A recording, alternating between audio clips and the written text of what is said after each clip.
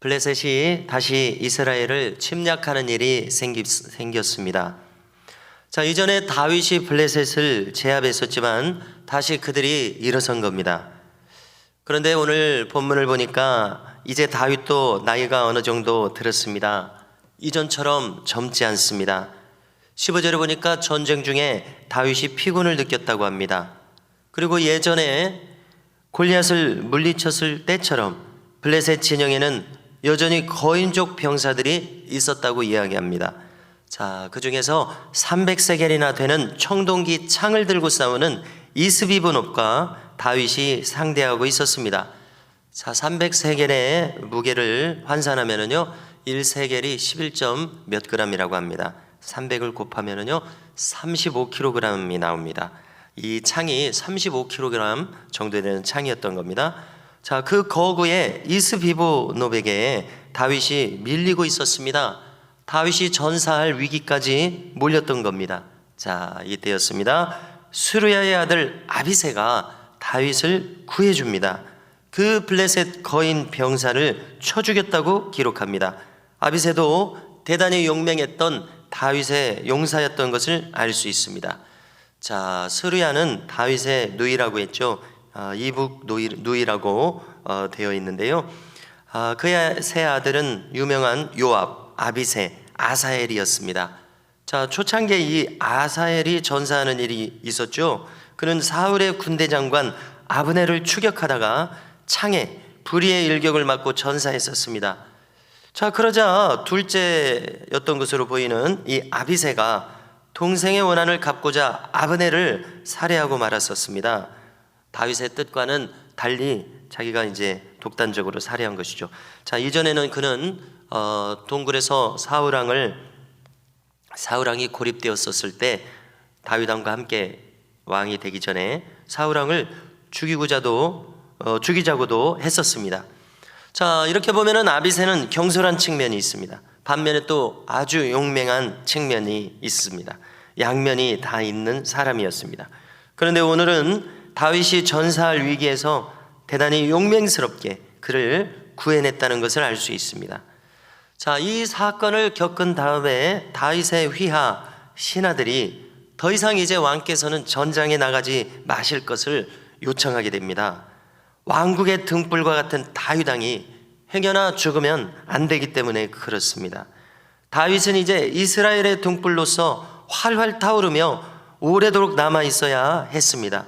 더 이상 그의 역할은 전장터에 있지 않았던 때가 온 것입니다.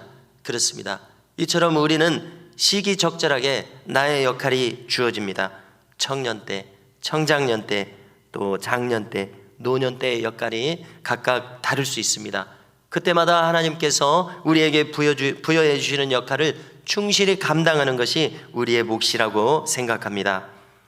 자, 그런데 이 분명한 것은 이전에 골리앗을 죽일 때도 다윗의 무력이 대단히 뛰어나서가 아니었었음을 우리는 헤아려 볼 수 있습니다.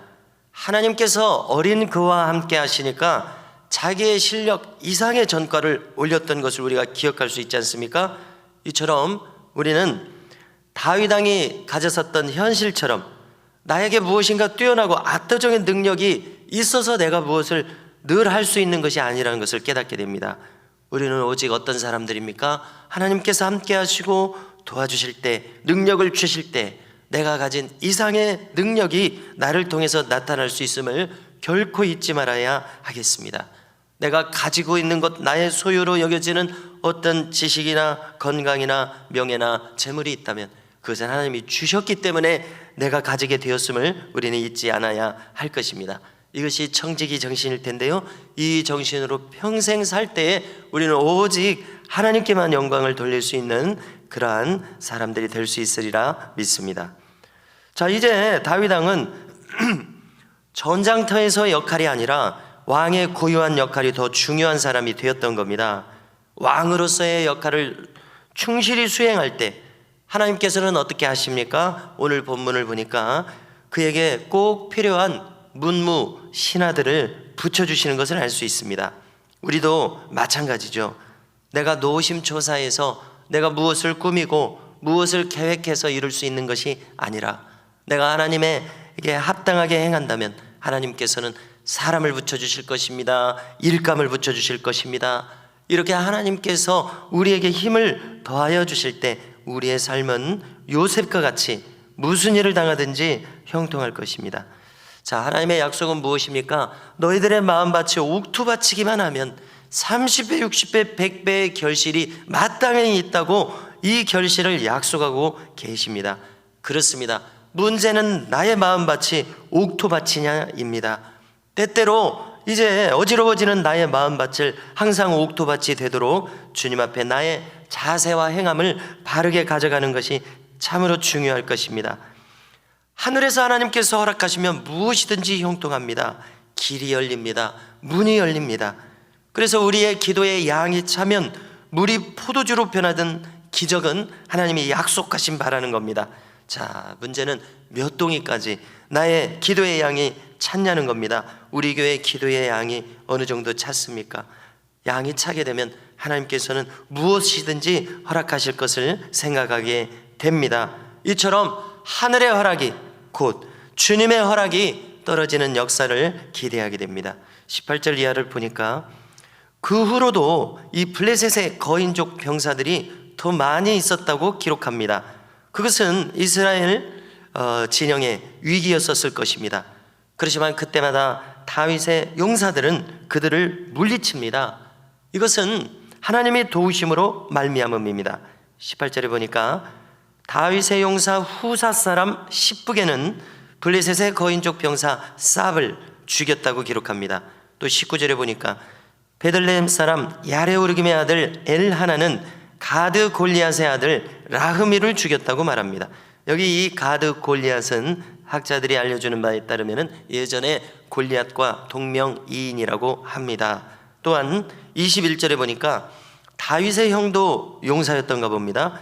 다윗의 형 쌈마의 아들, 그도 용사였던가 봅니다. 요나단입니다. 그런 거인족 중에서 희한하게도 손가락과 발가락이 6개씩이어서 모두 24개나 가지고 있는 거인족 병사를 죽였습니다. 이 4사람은 모두 거인족 병사들을 다윗의 부하들이, 이 4사람의 거인족 병사들이요, 다윗의 부하들이 모두 물리쳤다고 이렇게 기록해 줍니다. 흔히 우리가 다윗과 골리앗의 싸움과 같다 이런 말을 하지 않습니까? 누가 봐도 다윗이 이길 수 없는 상황이라는 이야기죠. 우리의 삶의 현실 속에서도 우리는 지금까지 살아오면서 수많은 비슷한 상황들, 다윗과 골리앗의 싸움과 같은 그러한 어려움들을 우리는 경험했었습니다. 문제는 우리가 다윗이 어떻게 했습니까? 내가 만군의 여호와의 이름으로 나간다고 말했었습니다. 그때 하나님께서 함께 주셨었습니다. 문제는 나에게 있습니다. 관건은 바로 납니다. 나의 말과 생각, 행함과 태도가 주 안에 있어서 주께서 인정하시고 내가 함께하노라 그러실 수 있는 사람이 되느냐, 이것을 생각하게 됩니다. 성도 여러분, 오늘도 우리 모두의 언행심사, 나의 말과 생각, 행함과 태도가 주님께서 기뻐하실 모양을 취하실 수 있기를 축복합니다. 그러면 하나님께서 다윗이 늘 고백하는 것처럼 자기 이름을 위하여 우리를 의의 길로 인도하사 승리케 하실 것을 믿습니다. 이러한 은혜가 우리 모두에게 오늘도 충만하시기를 축원합니다.